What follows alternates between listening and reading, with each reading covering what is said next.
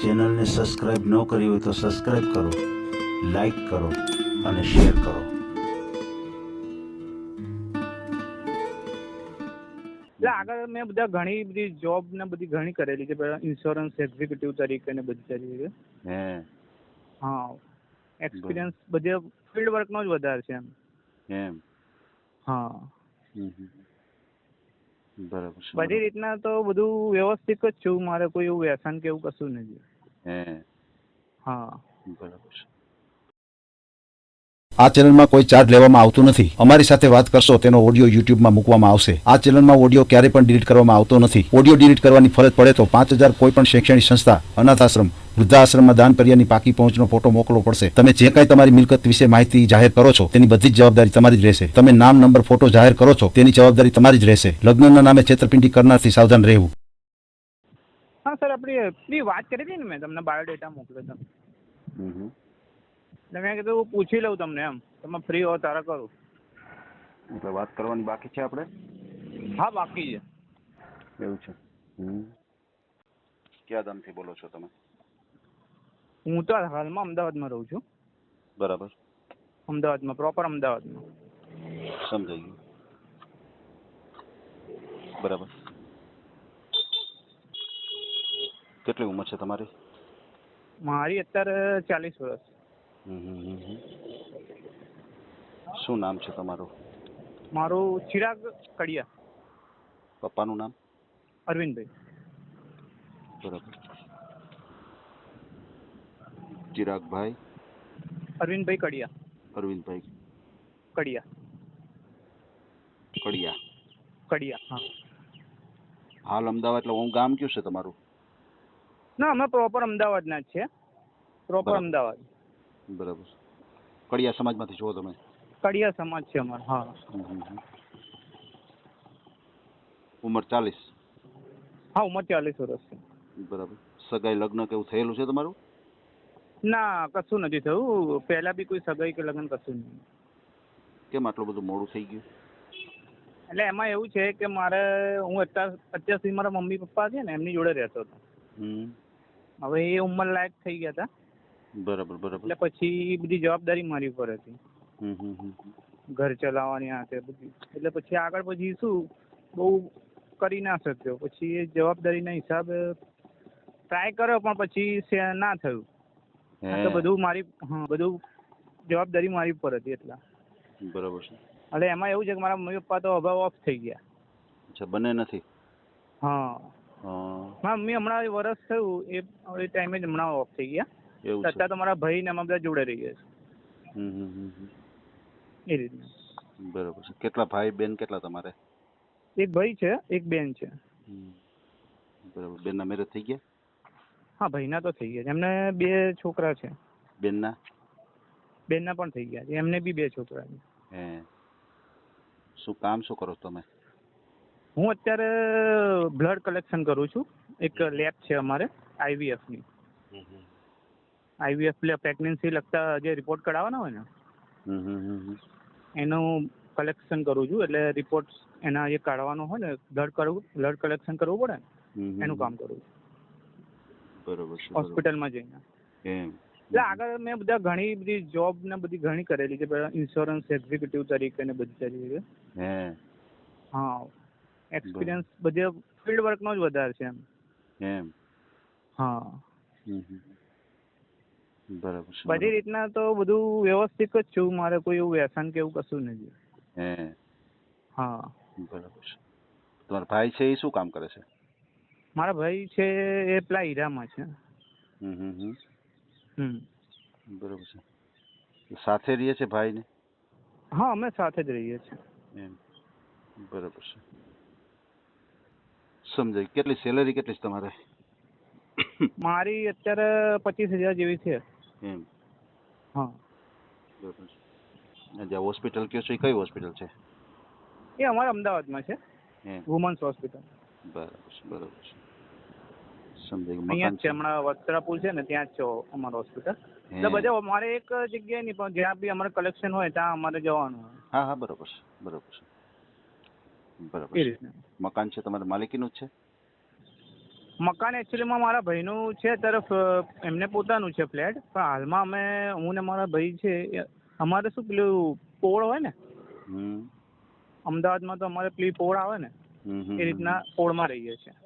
એમ હા બરાબર છે. એટલે એક જ મકાન છે ટૂંકમાં, બરાબર છે, એમાં તમે હમ, રહો છો હમ, ભાઈની હમ, સાથે, હમ. બરાબર ને? એવી રીતે જ હા ને? હા હા. પછી આગળ અમે એવું હોય તો પછી તો મારે રીતના પછી લેવાનું વિચારી લઈશ. હા બરાબર એવું થતું હોય.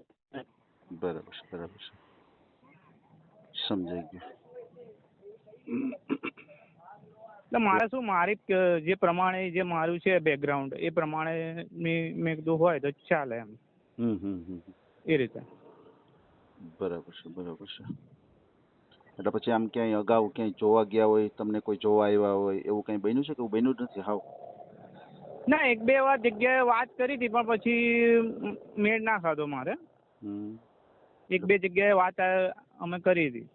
એટલે આપણે ફોર્મ બી પ્રોબ્લેમ એકચ્યુઅલીમાં જે ફોર્મ આવે ને અમુક પેલા ફોર્મ ભરીએ છે મેરેજ બ્યુરોમાં. મેરેજ બ્યુરો ના, એટલે અમારે શું, અમે વૈષ્ણવ છે એટલે અમારે શું પેલા ત્યાં આવી રીતના ફોર્મ ભરવાનું આવે તો ત્યાં એક બે વાર ભરેલું છે. અચ્છા અચ્છા અચ્છા, એવું છે. હા સમજાઈ ગયું, સમજાઈ ગયું. એવી રીતે. હા, પેલી હવેલી આવે ને અમારા શ્રીનાથજી હવેલી, એમાં ફોર્મ આવી રીતના પડતા હોય છે તો એમાં એક બે વાર ભરી દીધું. એમાં પણ લગ્ન કરાવે છે એ લોકો, હવેલી વાળા? ના, લગ્ન નથી કરાવતા, પણ તમારે ફોર્મ ભરો ને તમારે મેળ ખાતો હોય એકબીજાને તે વાત ને બધું કરી આપે ને એમાં ફાઇનલ થાય તો તમે કરી શકો એમ. એવી રીતે થાય. હા બરોબર છે, બરોબર છે, સમજી ગયો. એટલે તમે ફોર્મ ભર્યું હતું, બાકી ઓમ પર્સનલ તો ક્યાંય જોવા નથી ગયા ને તમે? આમ કે તમારા ક્યાંય સગાવાલામાં ક્યાંય છોકરી હોય ને તમે જોવા? ના, એક બે વાર છોકરી બતાવી હતી પણ એ પછી મને ના મેળ ખાધો એટલે પછી ના કર્યું. એટલે તમને ન પસંદ આવ્યું એમ કે એને ન પસંદ આવ્યું? ના, મને પસંદ નતું આવ્યું. એટલે શું પ્રોબ્લેમ થતો હતો? એટલે થોડું પ્રોબ્લેમ હતો એટલે પછી ના પાડી. સમજાઈ ગયું, સમજાઈ ગયું. બરાબર છે. બાકી આગળ તો કશું એવું છે નહીં કે હું કરેલું છે કે મેરેજ કરેલા છે. એવું છે? હા બરાબર છે. તમારા જ સમાજમાં જોઈએ છે, કોઈ બીજા સમાજ હોય તો હાલે? કોઈ બી સમાજ એમ? એટલે વાંધો નહીં, અમારા સમાજમાં હોય તો વધુ સારું, બાકી તો પછી તો વાંધો નહીં એમ. બરાબર છે. અમારા સમાજમાં બી શું છે કે ટ્રાય કર્યો અમે, પણ અમારા સમાજમાં નથી. અમારે શું સમાજ નાનો છે ને એટલે. કડિયા સમાજ નાનો છે? હા, એટલે અમે જે શહેરી કડિયામાં આવીએ ને, અચ્છા અચ્છા અચ્છા, એ સમાજ અમારો નાનો છે એમ. સમજાઈ ગયું, સમજાઈ ગયું. બરાબર.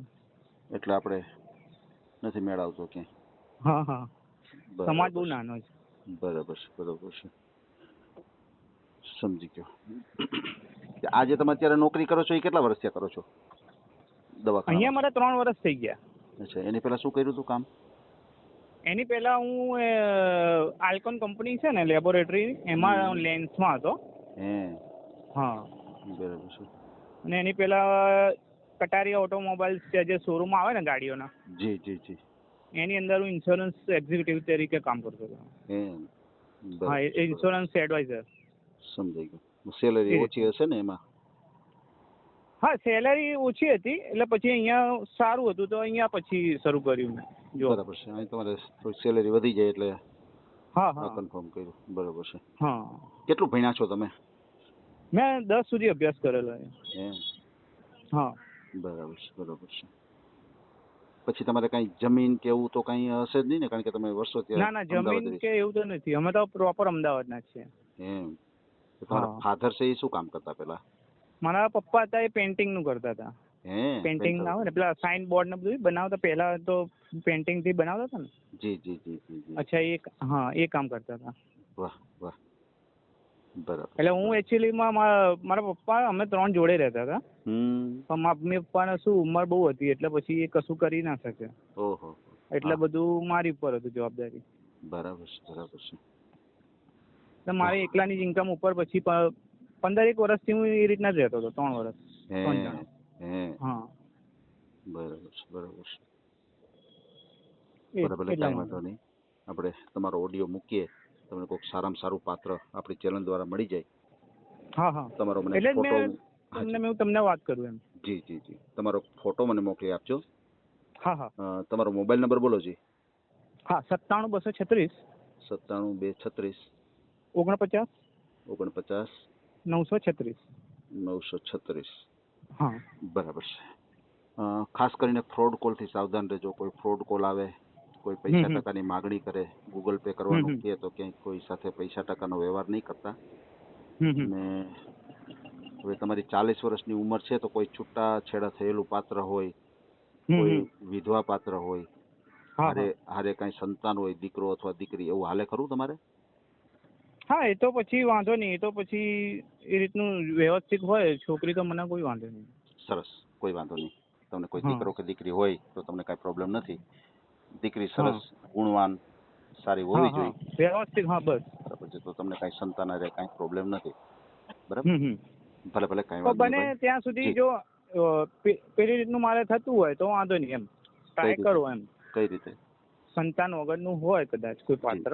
ના, આપણે તો આશા તો સારી જ રાખીએ છીએ. આપણે આશા તો સારી જ રાખીએ, પણ આ એક વિકલ્પ છે કે માનો કે એવું હોય પાત્ર, સરસ દીકરી હોય અને એને એમ થતું હોય કે આ મારા માટે લાયક છે, પણ તમે એવી મનાઈ કરી હોય કે ભાઈ દીકરા દીકરી મારે નથી જોતા, તો એ તમારો કોન્ટેક્ટ ના કરે.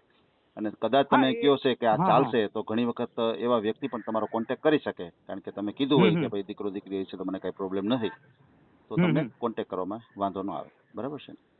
એ હિસાબે આપણે પૂછવું પડે. બાકી આપણે અપેક્ષા તો સારી જ રાખીએ ને હંમેશા, કારણ કે તમે ઓલરેડી કુંવારા જ છો, સમજી લ્યો. તો સામે તમને કોઈ દીકરી કુંવારી જ મળે, આપણે એવું જ ઈચ્છીએ, બરાબર. પણ આ એક વિકલ્પ છે, આ એક વિકલ્પ છે, એટલા માટે તમને પૂછવું પડે, બરાબર છે. અત્યારે આપણે જે કાંઈ વાતચીત કરી છે એનો ઓડિયો યુટ્યુબ ઉપર આવશે, અને ઓડિયો આપણે ક્યારેય પણ ડિલીટ કરતા નથી આપણી ચેનલથી, બરાબર છે. ભલે મને તમારો ફોટો મોકલી આપો, આપણે તમારો ઓડિયો મૂકશું, બરાબર છે. ઓકે. હા તો તમને એક ફોટો મોકલો ને. જી, તમારો મને ફોટો, તમારો બાયોડેટા હોય તો મને આપો, તો હું ગ્રુપમાં નાખીશ.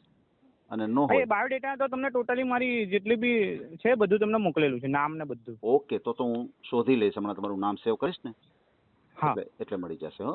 હા તો હું તમને ફોટો મોકલી દઉં. ભલે ભાઈ, ભલે, કાંઈ વાંધો નહીં. બરાબર ને? જી હા. ઓકે.